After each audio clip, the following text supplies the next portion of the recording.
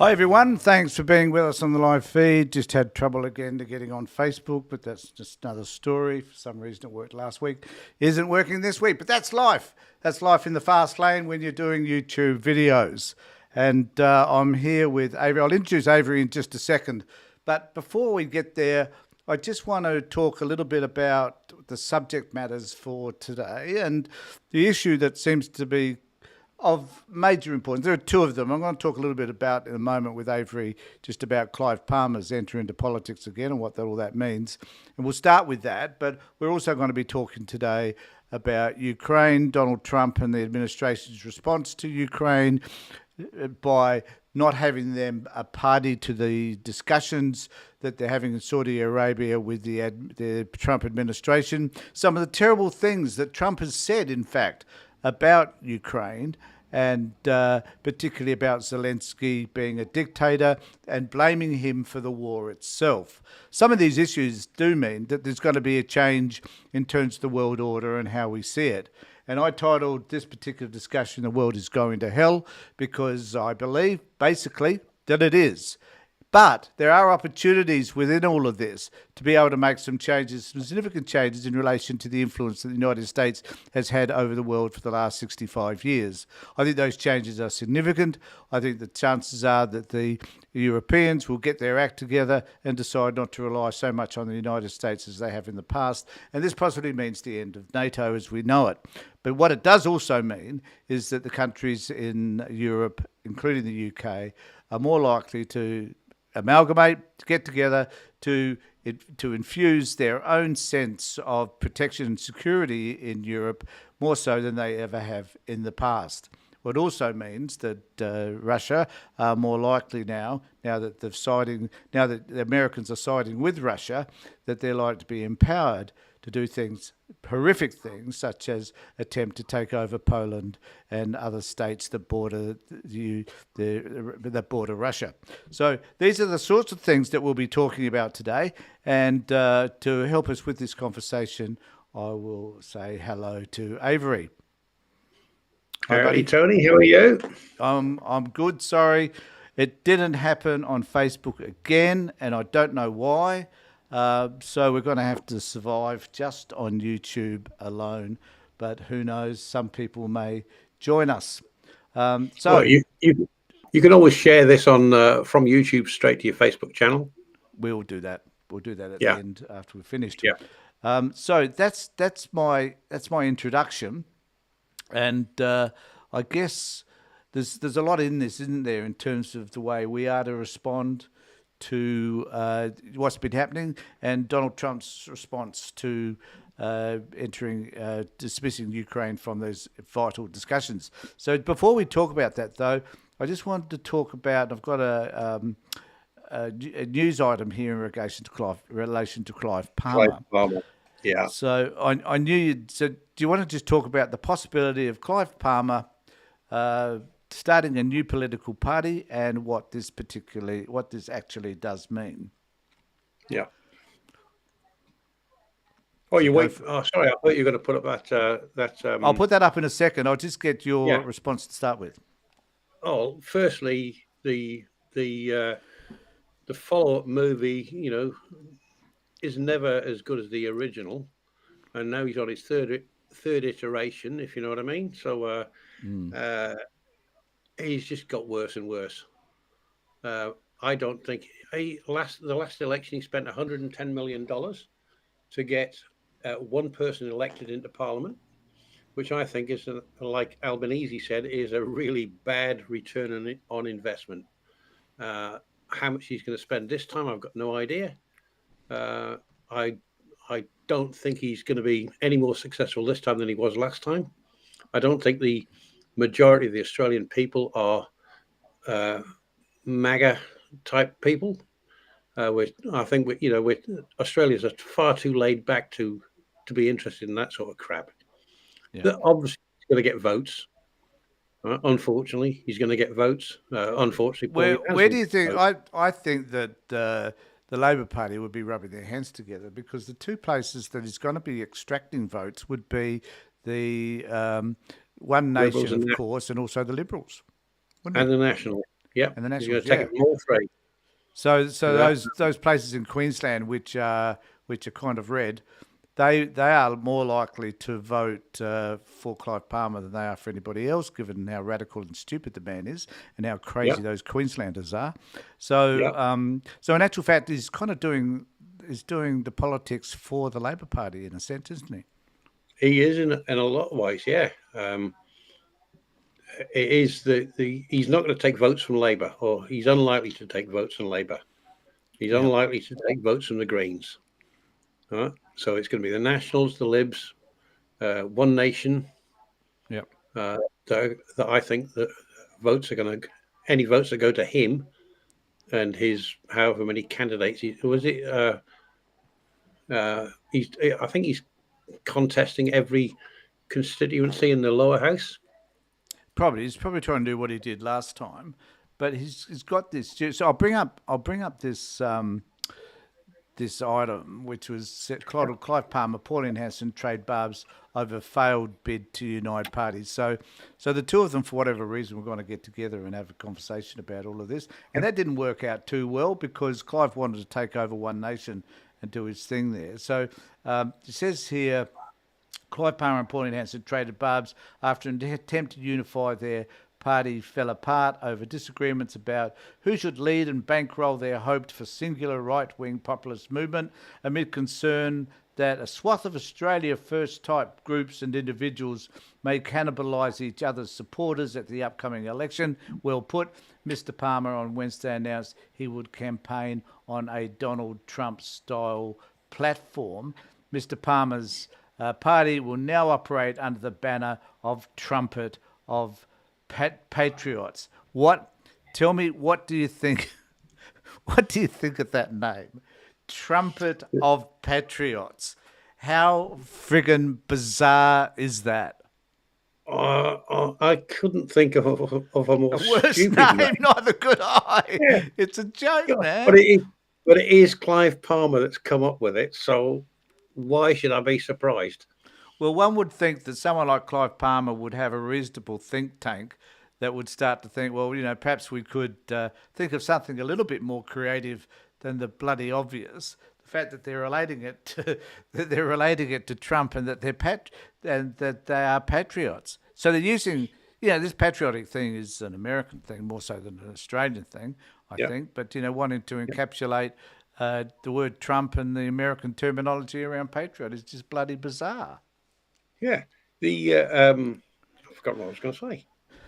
I'll just go back. Before you do, I'll Yeah, just go back to give you some chance to think about it. I'll just go back to the article again here because it says here Senator Hanson insisted on becoming the new movement's president for life. Mr. Palmer said, which was something the resources investor and political campaign funder said would not be possible. I said, well, you can't be president for life. Not even I can be president for life, he said in a press conference in Canberra. A spokesman for Senator Hanson told the ABC that the approach was made by Mr. Palmer, but that One Nation isn't for sale.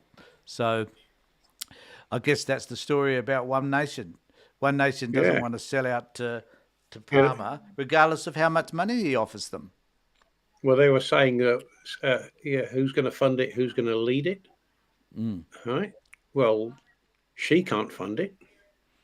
I mean, what is she? A chip shop, wasn't it? She ran. How Yep, she much money did. she got from a chip shop?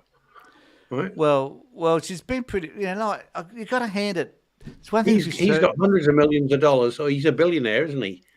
he is. Right. He's a billionaire. But Yeah. the So he interesting can thing afford is to run that it. She can't. in terms of politics, she's been far more successful than he has. I mean, she's been Oh now yeah, there for, I think, off and on now. She had one part where she was in, then she was out again. 20 But plus for about years. 35 years. Yeah.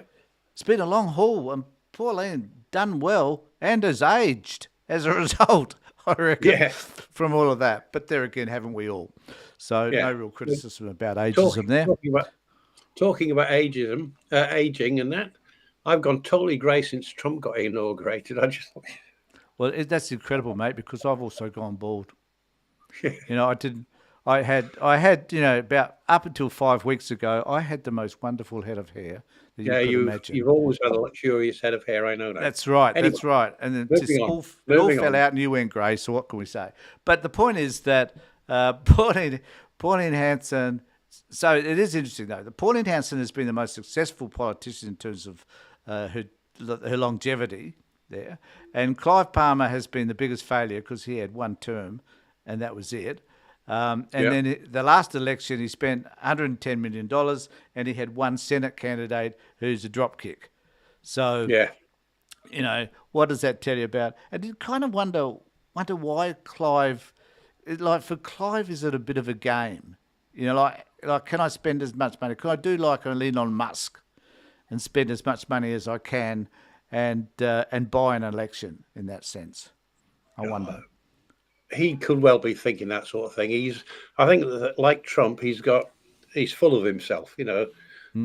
He's, I wouldn't go as far as to say he's a malignant narcissist or a pathological liar like Trump is, but he's a narcissist. You've got to be a narcissist to want to be a politician in the House or the Senate.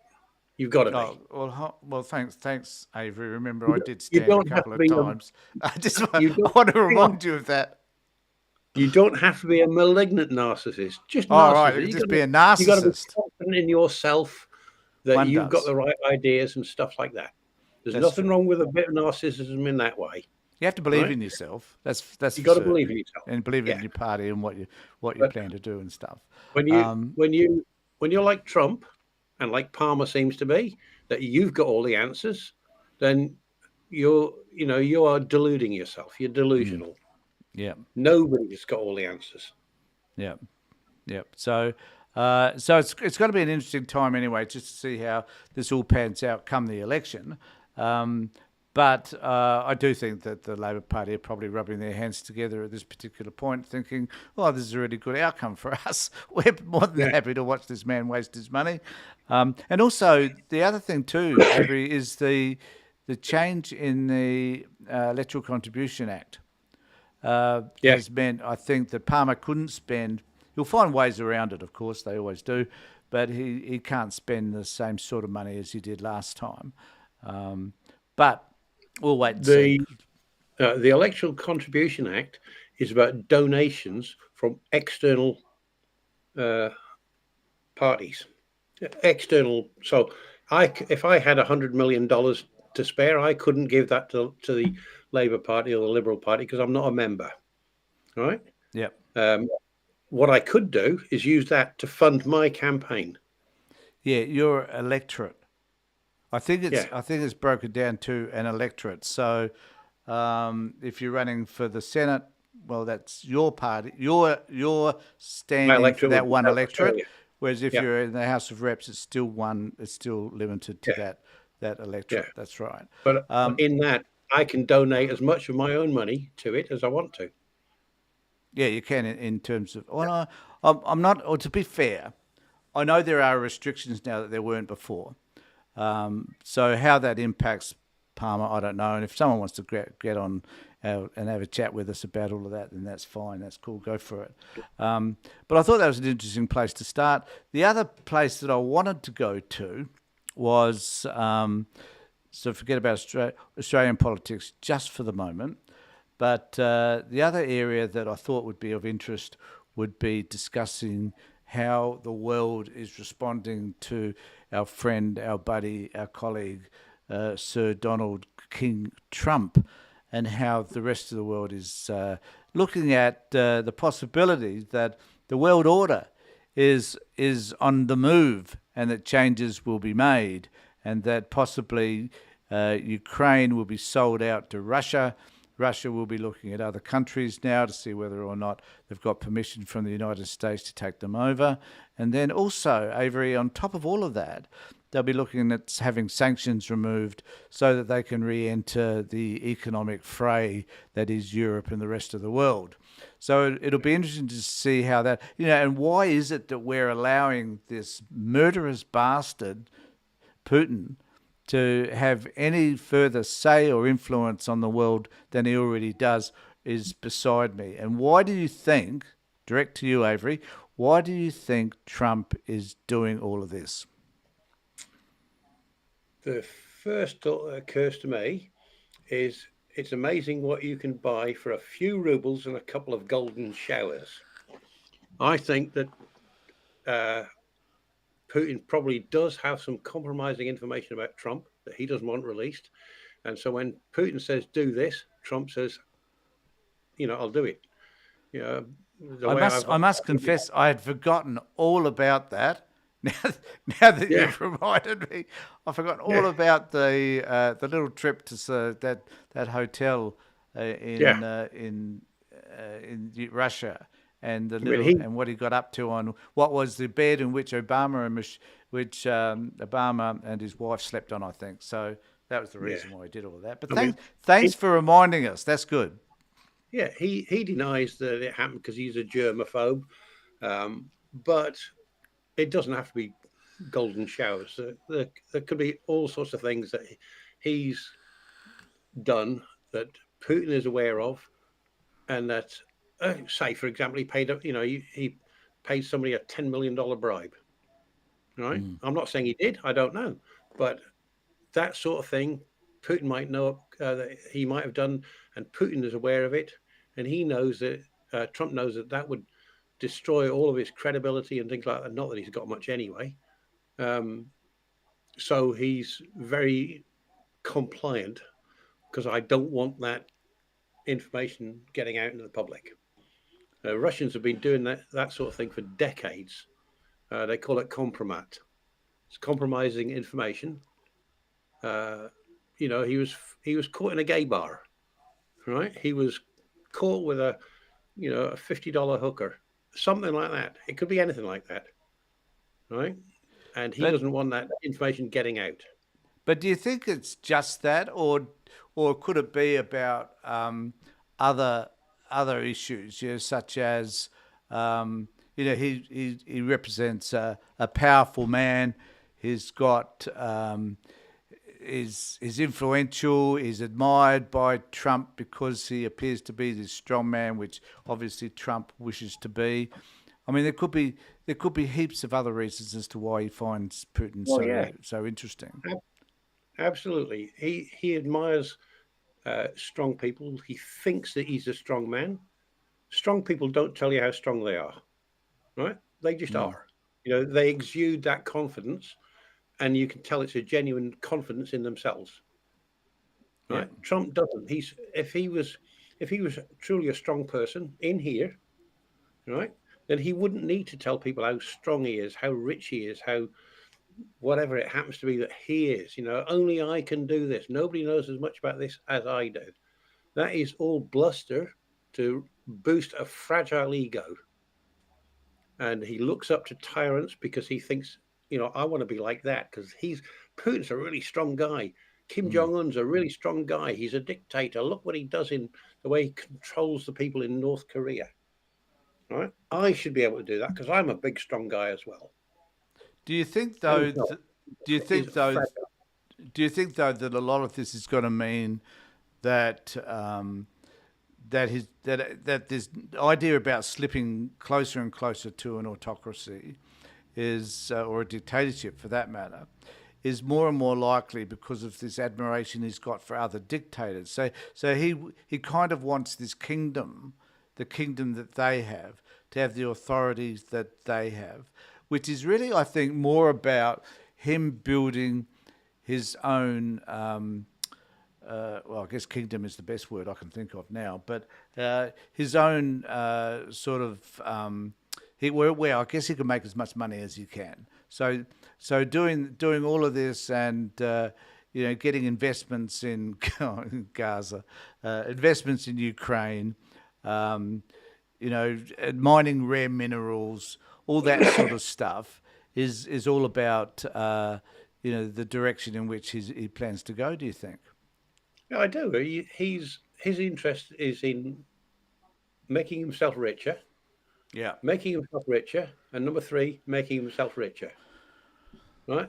And if he can do that by extorting um, Zelensky in Ukraine, then that's what he'll do. If he can do it by extorting somebody else, that's what he'll do. He's a grifter. Mm. His sole interest is his number one interest. Two, three, four, five is himself. Right? He doesn't give a So shit about the people in the United States. So Because what he can get out of them. so when do you think it gets to a point whereby people start to say, okay, enough is enough? Because there's some conversations I've been watching recently that have said that basically Americans don't give a rat's ass about what happens in Europe. I mean, they're such an isolated, ignorant bunch of nitwits that it's hard to imagine that many of them have enough awareness to even know where Europe is, to understand the geopolitical significance of what Trump is doing. Like, like because they don't see. This is my theory. My theory is that he, at some level, knows they don't give a rat's ass about what happens in Europe, and because of that, they're not. It's not going to affect him back home, right? He need not worry about. The only thing he needs to worry about is inflation and the price of eggs, and Yeah. housing, which he's ignored. He's not doing anything about them anyway, because this is all about his own personal, individual sense of growth and power and authority. So, but they're not worried about it. I mean, Americans don't care, do they, about I what's don't happening in the think rest of the world? I don't think it's Americans. I think it's a portion of Americans, right? Yeah, Just like in this country, an awful lot of people don't pay attention to what the politicians are saying. They vote against their own self-interest. They just want to get on with their lives. And if something happens in Europe, something happens in Vietnam or somewhere like, who cares? It doesn't affect me, yeah, right? Or how will it affect me, yeah, right? So they just ignore it. And what we hear is the loudmouth vocal minority, right? yeah, The people who think the same way as Trump, yeah, or the people who think the same way as Pauline Hanson or Clive Palmer, right? yeah, That's the ones that we hear from. The loud, what is it? The squeaky wheel is the one that gets the oil. That's the one that attracts attention, not the quiet ones in the background. yeah. So what are you saying? You're saying that. Well, back to my original point. Then, do you think that Americans don't care, that they're not worried about, because American the thing that irritates me the most, I guess, is that Americans, for for 65 years anyway, Americans have thought of themselves as being exceptional, that they're the ones that have all the power. I mean, people do. It interests me, Avery, that people do forget that the reality is that the Americans chose to enter the war that had been going on for a number of years in Europe until such time as they were bombed by Japan. So, my view is of Americans is that they're basically a bunch of cowards until things get really difficult. And then they go in and they try and fix it all up. And then they just pat themselves on the back and say at the end of the day, well, aren't I wonderful? Look at all the things that Yeah, I've done. I'm fabulous. And then yeah, celebrate all their fabulousness for the rest of whatever and start talking about the fact that they're exceptional. I mean, yeah. do you know what I mean? I I do. I've heard Americans say that World War II started on December the 6th, 1941. No, it didn't. It Mm, actually it actually started about in the mid 30s when Japan invaded China and Manchuria. mm. That's when all that lot really started up. Italy invading Abyssinia, as it was called, Ethiopia Well, now. That was even in the taking over of 1930s. Poland. But didn't the taking over of Poland happen sometime September before the the World War was declared? Well, September the 1st, 1939, Mm, Hitler and his cronies staged this false flag operation where they had some German soldiers, some dead Germans dressed up in Polish uniforms in Germany, and said, look, they attacked us and we had to defend ourselves. Now we're going to invade. The UK and France said to Hitler, if you don't pull out of Poland now, we're going to declare war. And on the 3rd of September 1939, the UK and France declared war on Germany. So that was if you like, the official start of World War II. and how many The years Yanks, later? the How many Yanks years decided later? to join. Oh, the Yanks joined in 1941. So nearly 2 years later, Yeah, after while Europe was over being 2 years later. bombarded and Yeah, uh, and destroyed by Germany, and they were busily marching through countries in Europe. And the Americans were sitting back thinking, oh, well, this is pretty good for us. And the other thing that really pisses me off is that America came out, well, apart from losing, hundreds of thousands of people, whatever, which is really sad, but they came out relatively unscathed because apart where from did they lose hundreds Hawaii, of thousands? Where did what? they lose hundreds of thousands of people? During their battle in Europe, how many did they lose? No, the most soldiers that have ever died in the U.S. soldiers that have ever died in one conflict was the Civil War in the 1860s. They Well, lost how many? they lost Well, I more don't. people I don't know the figure, so I'm not going to declare that I for, do. killed and injured in that war. The Civil War was less than 100,000. They didn't. Sorry, killed, I should say, in the Yep. Civil War. Yep. Less than that in World War II. Less than that in Vietnam. Well, I think they had lost more people in Vietnam than they lost in World War II. Keep talking. I'm just going to look up the stats, mate. So just keep Yeah, telling us. it wasn't that. I mean, I'm going by memory, and I am aging, so maybe my memory's failing. But I do remember being taught that the Civil War was the most costly in lives that the Yanks have ever fought. So you're looking up those stats. That'll be good to hear. I tell me am. I'm right. I can now officially tell you, 405,399 What, killed or killed and killed. injured? Right. Americans died in World War II. Yeah, and how many died in the Civil War? Oh God. How many Americans died? I'm already checking it. All right, okay. Isn't it wonderful that we have access to Google? Oh yeah, absolutely. Civil War death records. Oh, I've got it right here. How many people died in the Civil War? I've got it. Between 752 and 851,000 soldiers died during the American Civil War. Well, my figures are a little bit different. So 620 to 750,000. But either way, What? a lot of people died. The point Yeah. is the point is that we must focus on the fact that was a civil war. They're busily fighting amongst themselves. So, Oh, yeah. So certainly 450, nearly 500,000 people from America Yeah. were sacrificed. At as a least result of that war. 500,000.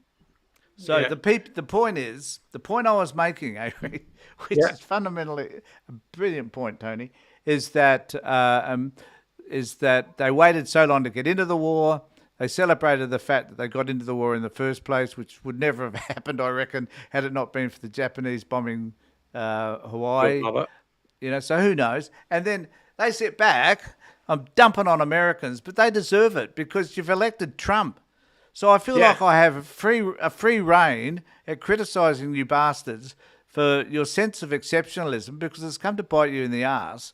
Because the reality is that you're not, never have been, probably never will be. Because at the end of the day, you vote for and elect someone like Trump. What can I say? Reagan described the United States as that beacon on the hill. Right? If he's talking about the Constitution and the idea of the rule of law, a government of the people, by the people, for the people, then I agree with him. That's a great idea. Right? Yep. The way it's implemented is shit. I was talking to somebody today who takes exactly the same medicine as Sasha does for exactly the same reason. Sasha pays $7.70 a month. This lady, Deanna, she spends $550 a month, US dollars. That's around 850 Australian. And I think, hey, that kind of raises another issue for me. And we're sidetracking here just a little bit. Sorry? Very quickly, Deanna was before the Trump started to, Trump 2 disgrace of the White House started. She was paying $30. Oh, so it's gone up quite significantly. Yeah, because Trump scrapped that executive order to cancel the price cuts. I reckon we as Australians though don't tend to celebrate. I don't hate the word exceptionalism, but we don't express or celebrate our own sense of individuality. That kind of makes us culturally a little bit different. Now that's putting aside, I think, the fact that, and I won't harp on this, the fact that we're actually were a country that colonised another country. That we were people that the white people were, the British were, but certainly as a nation, we are kind of unique, and we don't. I don't think we talk about our uniqueness enough. And I guess people like me criticise some aspects of that because it's just freaking racist and whatever. But certainly, we have got a lot that we could be talking about, that we could be puffing ourselves up. So Yeah. why is it that we don't puff ourselves up in the same way that those people in the United States do? Because I think it's because we don't have a an education system and a cult. Whoops. Avery has frozen on me. So I'll just see whether we can get Avery. Oh, he's back. He's back. Yeah, I'm Avery's back. I back. don't know what happened there. You I you just froze moved. on, mate. You must have said something that the internet didn't like Yeah, because it yeah, chose to I, say "bugger off, Avery." yeah. No, what I was just saying was that I don't think we don't have the culture in here, in this Mm, country, where people are where it's drummed into them about how great Australia is. Australia is a great country, right? But we yeah. don't have it drilled into us every single minute of the day. We don't. You don't go around here and see flags all over the Australian flag all over the place. I've got a tiny little flag in my window, right? I've also got a Canadian flag in my window because my wife is Canadian, right? Oh, Um, you're just you're just so patriotic, Avery. yeah, It makes me you it don't. almost brings a tear to my eye to see how Yeah. patriotism is just oozing out of every pore that you've Oh yeah, got. yeah. You don't see things like that. You don't hear things like that in this country. Mm, People just want to get on with their own lives. Same in the United States. You're talking about the Americans do this, or the Americans are like that. 24% of the Americans are like that. Because if you take the number of votes that Trump got, mm, uh, that was 49% of the total electorate, of the total of people that turned out. Right? If you mm. look at the total of number of electors that could have turned out, he got he got something like 24.8% of the total electorate. So it's not a majority that support him, not by any stretch of the imagination. There's around 24, 25% of the population of the United States, of the electorate in the United States, that voted for him. So it's not all Americans. It's saying saying it that way is it's a generalization fallacy. It's not true. The Yeah, and the majority of other, Americans do and of not course, support Trump. and what makes us And exceptional is the majority of Americans, just like the majority of Australians, they're more concerned about the price of eggs, cost of gasoline, you know, putting food on their table, whatever. Uh, yeah, yeah, and they're- I agree. I agree. Most Aussies don't give a rat's ass about the politics until they find themselves in that line, having to put a yeah, put put a tick or something next to the ballot paper. But and the thing is that at least I reckon in our elections, because we have preferential voting for the lower house and we have proportional representation for the upper house, I still reckon we have the best voting system, though, including the yeah, fact that we also, for those people that may watch from the United States, we do have, if you're enrolled to vote, you are compelled to vote, or there is a penalty if you don't. Let's put it that yeah, way. yeah. So, and I think that gives a truer picture of how the population is feeling about any political party than the American system, which, as you've just Yeah. described, doesn't give an appropriate cross Well, section, does it? the Electoral College was set up to deliberately to favour the Republicans, the people in the rural areas of the United States. And it's an anachronism. Maybe it was fine in the 1800s, right? But in the 21st century, no, it's an anachronism. It's got no place. The president should be elected by the majority of the voter. Now, Trump, he didn't win a majority, he won a plurality because he got less than 50% of the total vote that was cast.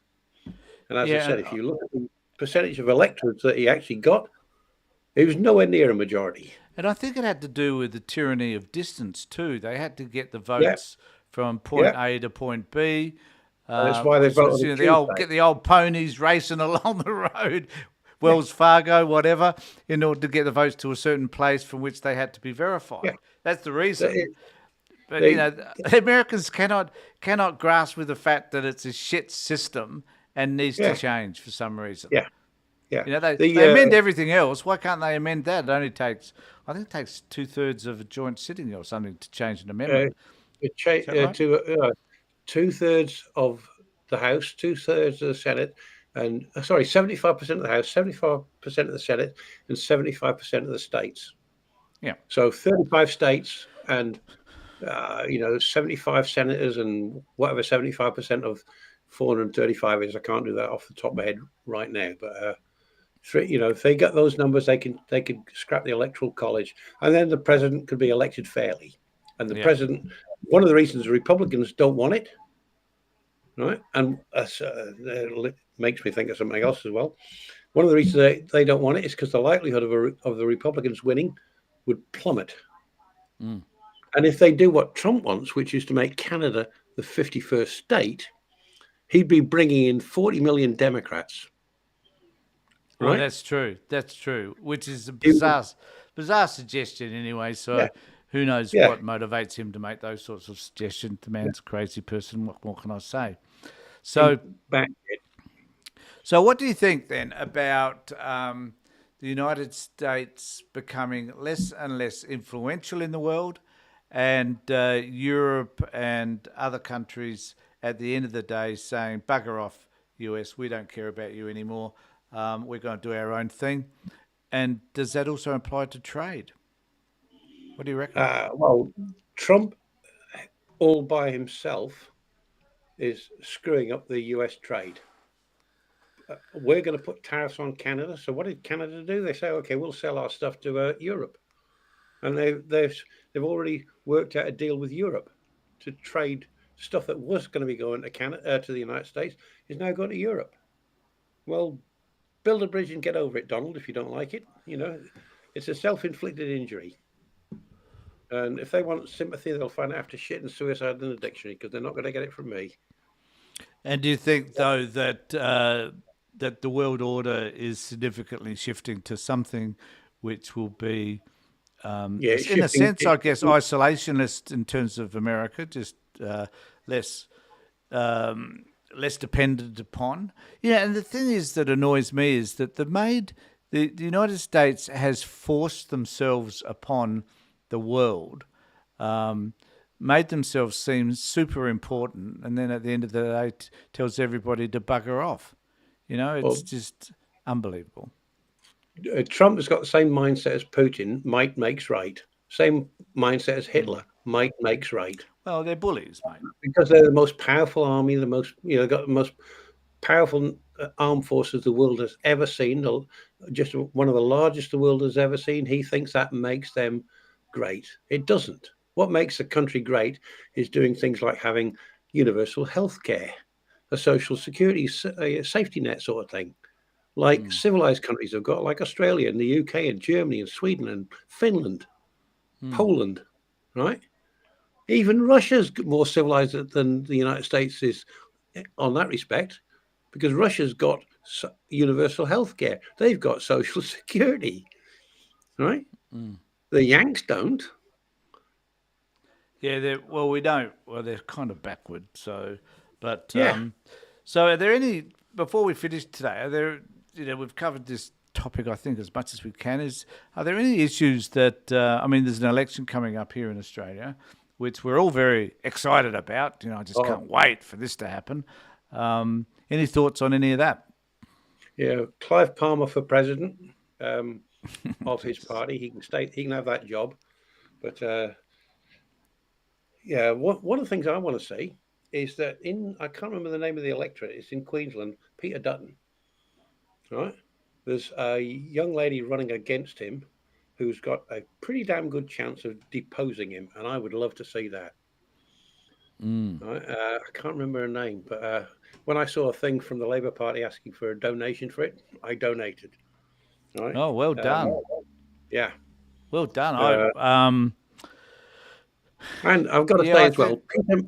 Peter Malinauskas here in South Australia, All right. If the Labour Party wants to express their thanks for me voting Labour for the first time in my life since 1972 was when I was first eligible to vote. Right. Peter Malinowskis, they can thank him. Actually, he's done, and that's an interesting story here in South Australia, isn't it? Where they've decided to get involved in the mess that was the steel industry in Whyalla, Yeah. and which would have left Whyalla devastated had that actually closed.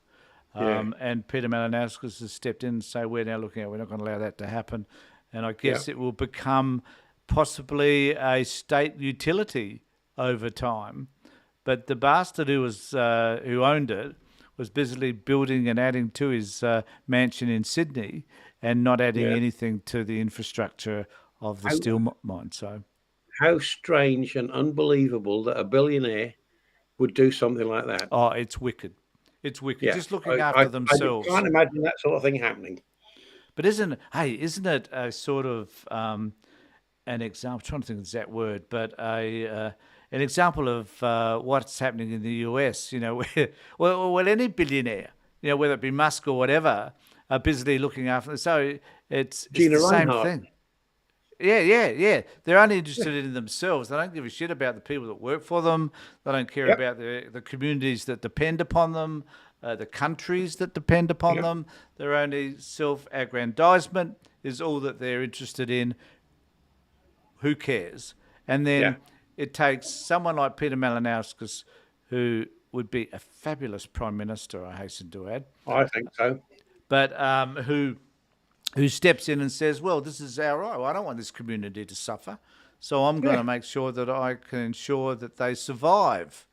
And even though Yeah. it's going to cost the community and us some money, that's better than having a community die."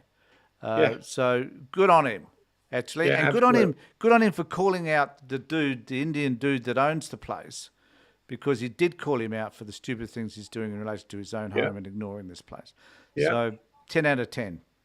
Yeah. To I Malinowski. just remembered something I wanted to say when we were talking about Trump, because you mentioned right at the beginning that we were going to talk about Trump and Zelensky and what he'd said, and how Trump has blamed Zelensky for um, in starting the invasion of Ukraine. And the thought that occurred to me when I heard him say that was that would be like blaming the indigenous Americans for the Europeans invading the Americas. It would be like blaming the Aboriginal people here, the indigenous Australians, for Europeans invading Australia. Yeah, Right? It is a ridiculous freaking argument. I have a similar one, which comes from my own experience as a therapist and social worker. Is that it would be like, Avery, if you had a couple in for counselling, and the allegations were that he was abusive to her, and and all you did was interview him and listen to his side of the story and sympathise with him, and didn't give a shit about the impact that he actually has on her at home. So Yeah, that's my I guess that's my similar analogy to the one that yeah, you raised, is that, you yeah, know, why is it that you would even allow that I mean, you know, it's unethical, certain as a professional, but you know, why would you even allow that to happen, given the damage it will do to somebody else? Why yeah, can't you look further enough ahead and say, well, you know, we need to. Why is he starting at the point that he's starting at, which is like giving everything to one side and not allowing any opportunity for the other side to do any equivalency around any of that? You know? because Trump is not the great negotiator that he claims to be. Oh, far He from it. didn't write the art of the deal. That was ghostwritten for him, right? The art of I'll give everything away before I start my negotiations. Yeah, I'll grant him that. He's good at doing that. See, you Mm, know, saying to Putin, "Oh, you don't want want Ukraine in NATO? Okay, they'll never be part of NATO." He's yeah, thrown away a negotiating strategy. yeah. You know, you don't want this? Okay, we won't include that. He's thrown away a negotiating strategy. Right? He is an incompetent, self-aggrandizing moron who thinks he knows everything. I wonder how many different names we can come up with for. My wife just refers to him as the dickhead. The dickhead just said this. The dickhead just said that, which I think is a Well, fair assessment, actually. if you were to look on my felon in chief Facebook page, you'll see that I generally refer to him now as the Orange Hitler. Right, and rightfully so. And I just want to Yeah. say, just before we move on and finish off too, Avery, that anybody who is on our YouTube channel watching us, there are quite a few people, just do what most people do, which is make a comment, which would be really nice to hear from you. Avery and I will pick those up and respond to them accordingly. And also to share and like our video if you don't mind, because that would all help my particular channel. And Avery, perhaps it would be helpful at this particular point for you to talk a little bit about some of the stuff you're doing on social media. Yeah, sure. About 10 weeks or so ago, I created a Facebook page that I called the Felon in Chief. I used to have one that was called 34 for 45 when he got those convictions in the New York court. Right. I renamed it to Felon in Chief when he got elected. That was back in November when he got elected. When he got up until the time of the inauguration, I had about 30 people that had liked the page and about, 40 or 50 that were following it. And since his inauguration, I have gone from 30 or 40 likes to 700 and something, 760 something.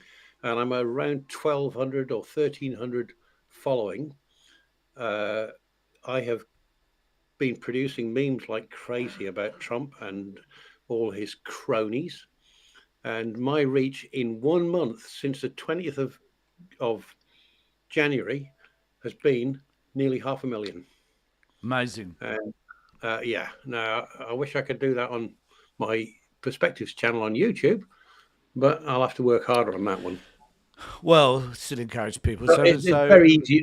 It's very easy to create a meme. It takes a bit more work to create a video. That's true. Yeah. So if anybody wants to take a look at my Felon in Chief page, just go to Google, go to YouTube, and go to Facebook and type Felon-in-Chief. Well, I would suggest you just take the URL, mate, from YouTube and pop it into the comment section below. And people can access it that way, which would be really great. So thanks, Avery, for being with me again. We've been rambling for nearly 50 minutes, which isn't a bad effort, considering that. But there's so much to talk about, isn't there? So, and I can guarantee you, next week when we do this, we'll do it every Thursday at 3:00 South Australian time. I can assure you that there will be a potpourri of different stuff that we'll be able to talk about in relation to the idiocy, which is the United States and Donald Trump in particular. So thanks, Avery, for being with me. Really do appreciate it. And just to remember everybody to subscribe to my channel, ring the bell for further notifications. Let us know what you think. I really don't mind comments from you that are negative. I find them quite amusing, to be honest. So let them rip.